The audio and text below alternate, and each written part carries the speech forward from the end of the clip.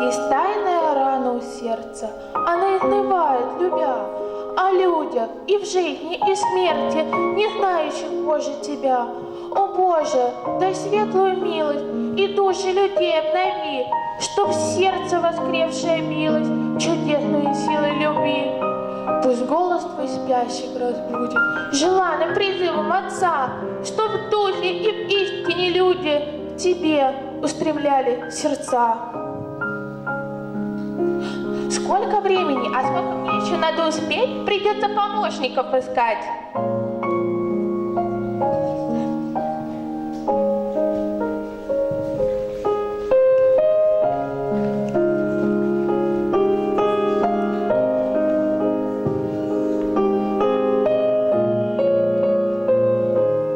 Вань, почему я такой несчастный?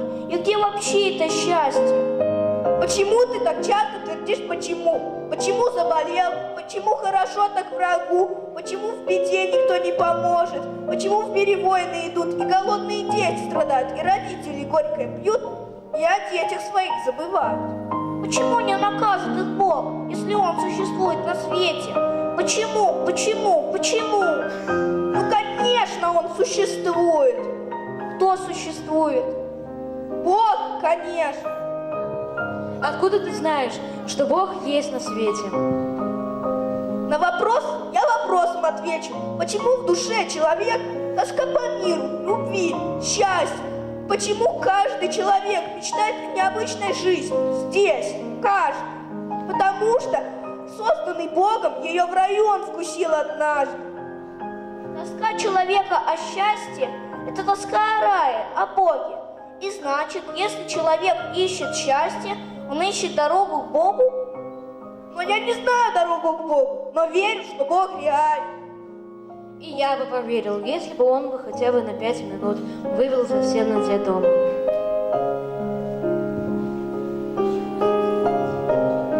Ничего себе запросы. Я бы тоже хотела увидеть Бога. Или хотя бы ангела. Ангел мой, спустись с небес, ведь тебя я очень жду. Помоги мне стать сильнее, ведь одна я не могу. Дай мне фуку сетка и не отпускай. Я прошу лишь об одном, будь со мной и не улетай. Мальчики, мне понадобится ваша помощь. Всего лишь 5 минут. Ребята, мы только что были в большом городе.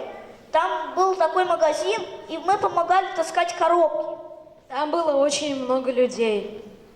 Там такая большая елка и так красиво. Но все-таки одна парочка мне припомнилась. Бедные то ли беженцы с ребенком на руках. Ну ладно, потом все расскажете, а сейчас устраивайтесь поудобнее. Вас ждет сюрприз.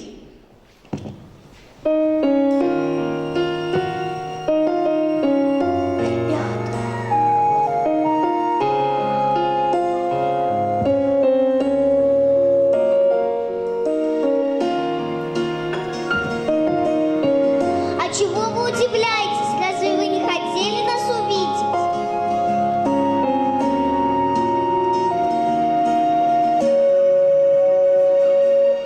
Плачешь, не веришь сказкам.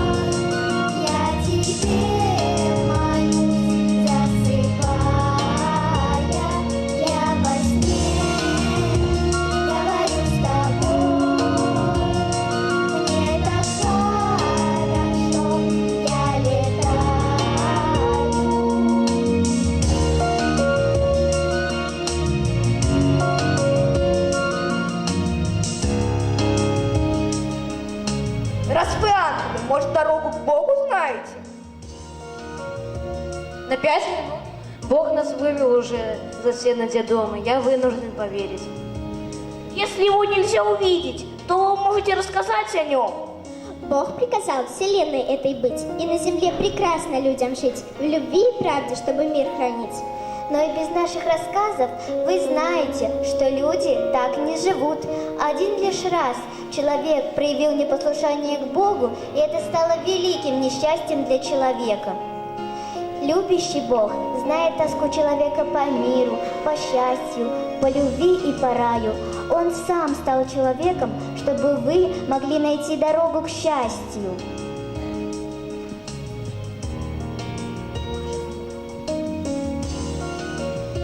Давайте послушаем историю.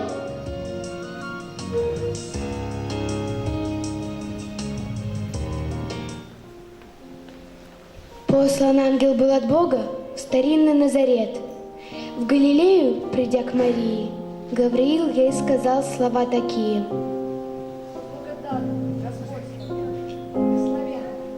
Господню волю я тебе открою и укажу дальнейший жизненный путь. Зачнешь в чреве и родишь ты сына. Ты Иисусом назовешь его. Превыше в мире будет он всего. Расти его, сомнения отринув. Нет жизни без него.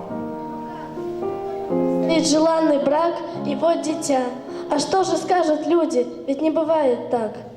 Тебя свою силой могучей Всевышний осенит, и Дух Святой сойдет тебя сквозь тучи, небесным светом озарит. Нет ничего, что Бог свершить не может. Я Господу слуга, и Он поможет. Пусть все свершится, как Господь решил. Моя душа ликует и поет, и Господу в торжественном порыве хвалу и благодарность возведет. Произвел Он на рабы свое смирение, меня благословенной назовут, и поколения, что за мной придут, покой, защиту, покой и утешение у Господа найдут.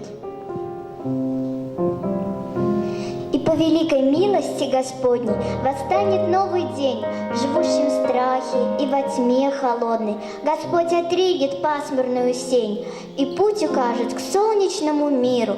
Он страждущих и бедных просветит, на верную дорогу обратит.